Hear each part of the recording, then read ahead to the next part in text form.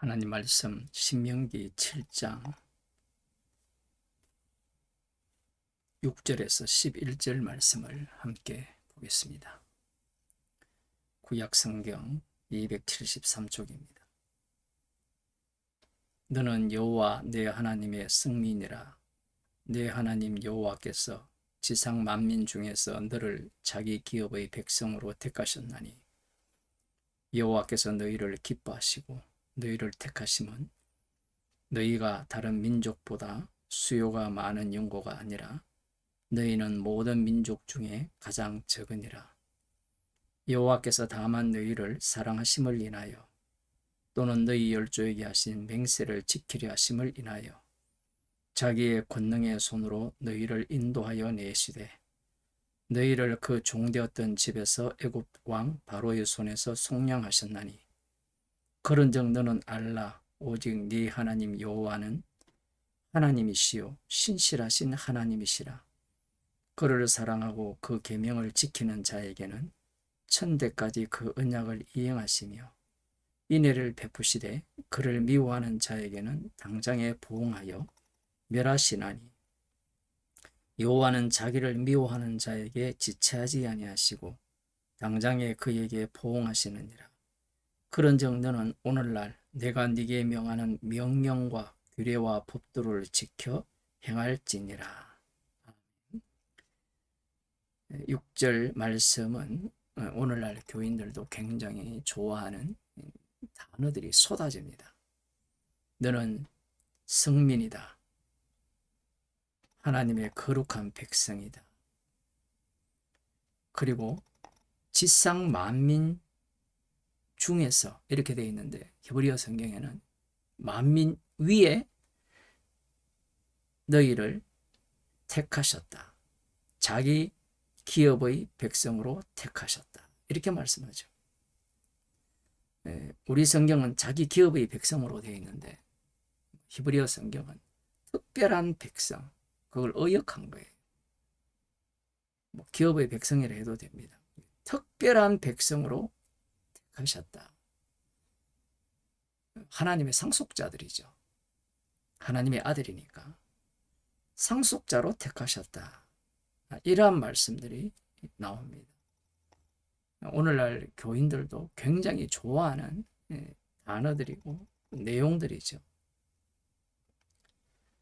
그러면서 하나님께서는 이렇게 말씀합니다. 너희를 기뻐하시고 너희를 택하심은 이렇게 택하신 목적, 만민 위에 너희를 특별한 백성으로 선택하신 목적 이유는 너희의 수요가 다른 민족보다 많은 연고가 아니라 모든 민족 중에 가장 적기 때문이다 라고 말씀합니다.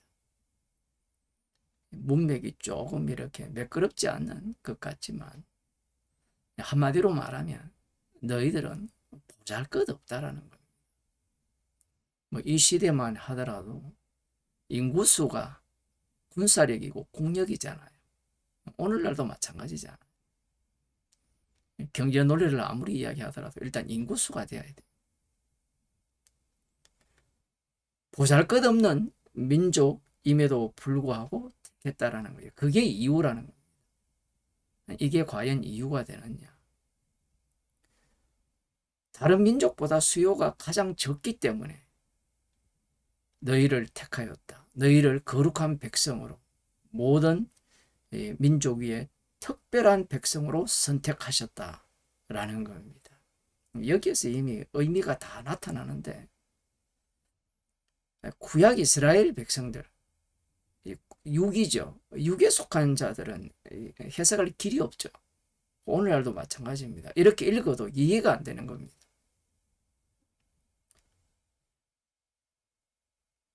이 성민이다. 거룩한 백성이다. 모든 민족 위에 특별한 백성으로 선택을 받았음을 이렇게 드러내려면 별 것 없어야 돼요. 보잘것 없어야 된다라는 거. 그러면서 8절의 말씀이 나오죠. 여호와께서 다만 너희를 사랑하심을 인하여 또는 너희 열조에게 하신 맹세를 지키려 하심을 인하여 자기의 권능의 손으로 너희를 인도하여 내시되 너희를 그종되었던 집에서 애굽 왕 바로의 손에서 속량하셨으니. 이 속량의 의미, 이 값을 치르고 구원하는 겁니다. 구속이라고 표현할 수도 있는데, 애굽 왕 바로의 손에서 값을 치르고 구원하셨다라는 거예요. 누구를? 보잘것없는 민족. 뭐 잘난 민족이라면 속량이 필요 없잖아요. 자신의 힘으로 반란을 일으켜서 바로를 무너뜨리고 그곳에 자신들의 왕국을 세워도 되잖아요. 이 속량은 그냥 우발적으로 되어진 속량이 아니라 열조에게 맹세하신 것을 지키기 위해서 이러한 일을 행하신 거예요.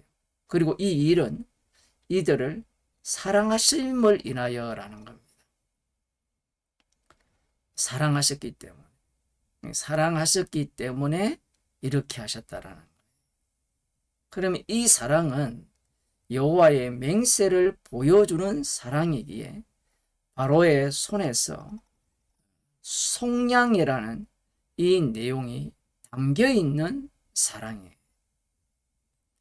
보잘것없어야만, 모든 민족보다 수요가 적어야만 이 사랑을, 하나님의 사랑을 보여줄 수 있는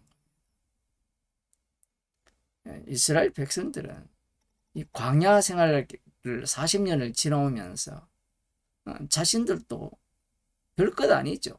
이방 민족과 같이 똑같이 멸망당해야 되는데 하나님의 사랑이, 이 속량이라는 것이 애굽에서 바로의 손에서 속량하신 이 사건이라고 표현할 수 있죠. 계속해서 광야 생활 동안 반복적으로 지속이 되었다라는 겁니다. 그 일로 인하여서 이들은 이 자리에 오게 되었다라는 거예요. 상당히 특이한 것은 이 너희를 이야기하죠. 이 말씀을 듣는 너희를 지금 이미 이들은 출애굽 세대가 아니죠. 출애굽 세대가 아님에도 불구하고 하나님께서는 모세를 통하여서 지금 이 약속의 땅에 들어갈 이들에게 마치 출애굽 사건이 지금 일어난 것처럼 말씀하고 있다라는 거예요. 우리가 보기에는 그 물리적이고 역사적 사건은 40년 전이잖아요. 그러나 하나님께서는 그 출애굽 사건 6월절 밤을 계속해서 현재화시키는 겁니다. 그것이 현재화되어야 되는 이유가 열조에게 맹세를 지켰다라는 이것을 계속해서 드러내기 위한 이스라엘이기 때문이고, 하나님께서 사랑하셨음을 증거하는 이스라엘이기 때문에 그런 겁니다. 그러면서 이렇게 말씀합니다. 그런즉 너는 알라 오직 네 하나님 여호와는 하나님이시오 신실하신 하나님이시라. 신실하시다라는 말은 말씀하신 것은 반드시 지킨다는 거예요. 그러면 이걸 앞부분에 연결해 보면 맹세하신 것을 애굽의 바로의 손에서 속량하신 것으로 지키셨고, 사랑하셨으니까 이 사랑도 신실하게 계속해서 사랑하심을 취소하는 일이 없다라는 겁니다. 그러면 우리들 생각으로는 하나님의 거룩한 백성이고 만민 위에 특별한 백성으로 뽑았으니까 이제는 하나님의 심판을 받을 이유가 없지 않겠느냐라고 상상을 하는데, 그 뒤에 나오는 말씀은 우리의 예상을 깨어버립니다. 그를 사랑하고 그 계명을 지키는 자에게는 천대까지 그 언약을 이행하시며 인애를 베푸시되, 사랑하고 계명을 지키는 자에게는 천대까지 언약을 이행하신다라는 거예요. 뭔가 앞뒤가 안 맞는 것 같지 않습니까? 이미 바로의 손에서 속량을 하셨으면, 맹세를, 열조에게 하신 맹세를 이루셨으면 그것을 지속시켜야 되잖아요. 그런데 사랑하고 계명을 지키는 자에게는 천대까지 언약을 이행하시지만 그를 미워하는 자에게는 당장에 보응하여 멸하시나니 여호와는 자기를 미워하는 자에게 지체하지 아니하시고 당장에 그에게 보응하시니라. 앞뒤가 맞지 않는 것 같잖아요. 신실하신 하나님이 조상에게 맹세하신 맹세대로 바로의 손에서 속량하시고 그 사랑하심을 인하여 바로의 손에서 속량하셨다면 천대가 아니라 영원히 그들을 사랑하고 언약을 이행하셔야 된다라고 생각할 수밖에 없는데 하나님께서는 율법이라는 것을 이 속에 집어넣으심으로 말미암아 율법을 지키지 않는 자, 하나님을 미워하는 자에 대해서는 당장에 심판을 하신다는 거예요. 그에 대한 대가를 치르게 하신다는 거고 지체하지 않는다라는 겁니다. 그러면서 11절에 그런 정도는 오늘날 내가 네게 명하는 명령과 규례와 법도를 지켜 행할지니라. 굉장히 어렵죠. 그런데 신약에 들어오면 아주 쉽습니다. 우리는 이미 성령을 받았기 때문에 이 본문이 어려운 것 같지만 그렇지 않아요. 율법이 가입한 것은 죄를 더욱더 죄로 드러내기 위한, 죄 짓기 위한 조치고요. 죄가 더한 곳에 은혜가 넘친다라는 그 말씀이 이 구약에서 이미 예언되어지고 있다라는 사실입니다.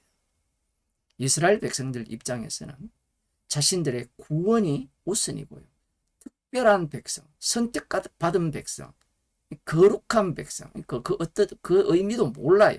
지금 방금 제가 말씀 중에 거룩한 백성의 의미, 모든 민족 위에 특별한 백성이라는 그 백성으로 선택받은 그 의미를 다 말씀을 드렸는데 이스라엘 백성들은 알아듣지를 못하죠. 오늘날 복음을 안다라고 하고 복음을 들었다고 하는 자들이 이 본문을 해석할 때도 십자가가 나오지 않습니다.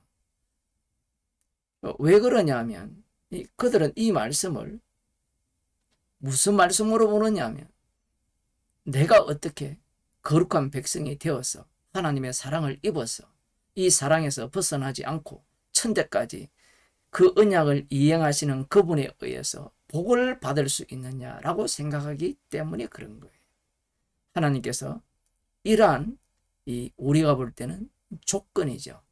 사랑하면 천대까지, 미워하는 자에게는 당장 심판하신다는 이 말씀을 하심으로 말미암아 이스라엘을 이 율법의 그 현장성 속에 이걸 달리 표현하면 바로의 손에서 속량하시는 그 사건 속에 이스라엘을 몰아넣겠다라는 겁니다.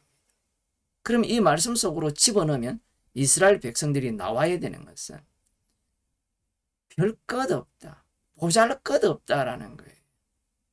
이러한 평가는 외부에서의 평가도 마찬가지고 내부에서의 평가도 마찬가지입니다. 그리스도 안에서 구속을 받은 자가 그러한 거예요.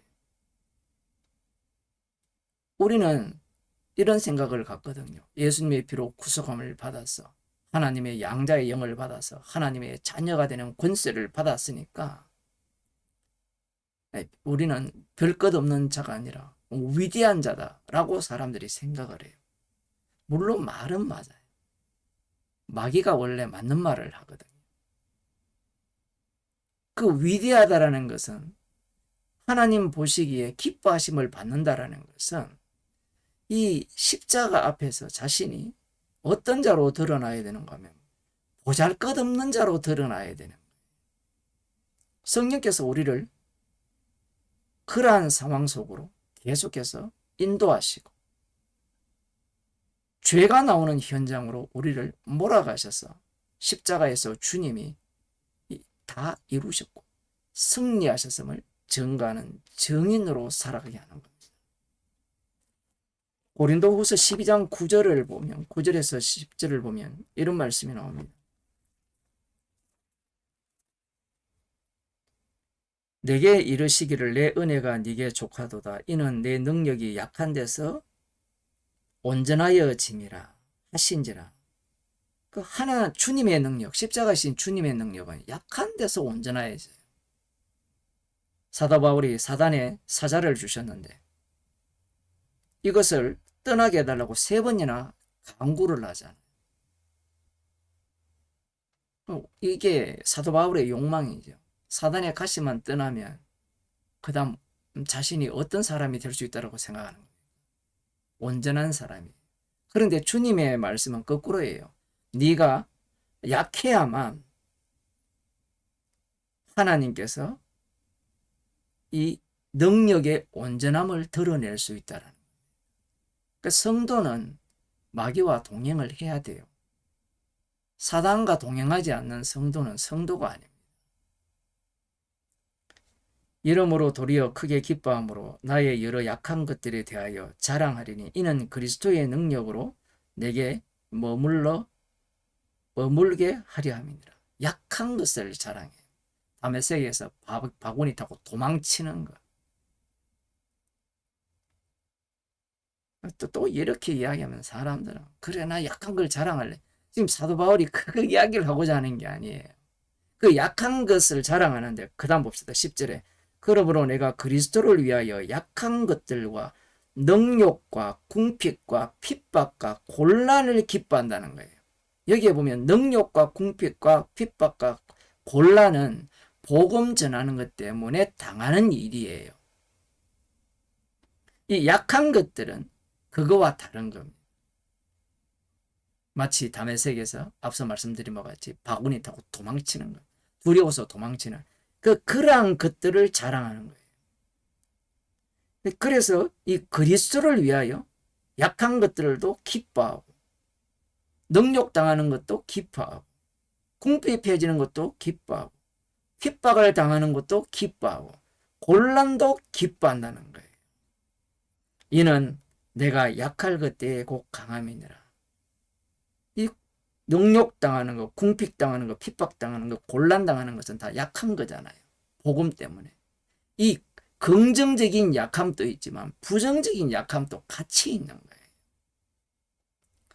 좀 복음을 바르게 알았다는 사람들은 이 부정적인 약함밖에 몰라요. 나 죄인이다.